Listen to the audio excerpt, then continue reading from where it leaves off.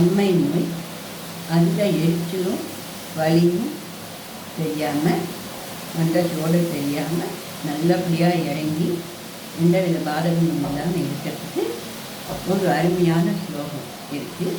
அதை நான் இதில் கொடுத்தேன். கல்யாணியை நமஹ. ஸ்போடக பாத நிவர்த்தியர்த்தம்.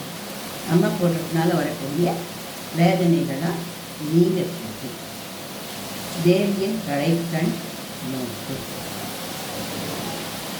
கவீனாம் சந்தர்ப்ப சமகமகரந்தைகரசிகம் கடாட்சவ்யாக்ஷேப பிரமரகலபௌ கர்ணயுகலம் அமுஞ்சந்தௌ திருஷ்ட்வா சவனவரசாஸ்வாதசரளௌ அசூயா சம்பர்காதலிகநயனம் கிஞ்சிதருணம்.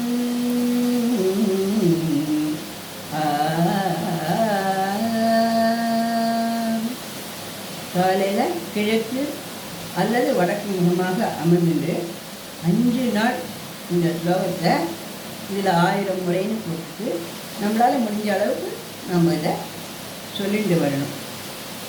கரும்பு சர்க்கரை ரெண்டும் அம்பாளுக்கு நிவேதனம் பண்ணணும். சொல்லிட்டு வந்தால் அந்த அம்மை நோயினுடைய பாதிப்புகள் நமக்கு இருக்காது. நன்றி, வணக்கம். இந்த பதிவு பிடிச்சிருந்தால் லைக் பண்ணுங்கள், ஷேர் பண்ணுங்கள், சப்ஸ்கிரைப்.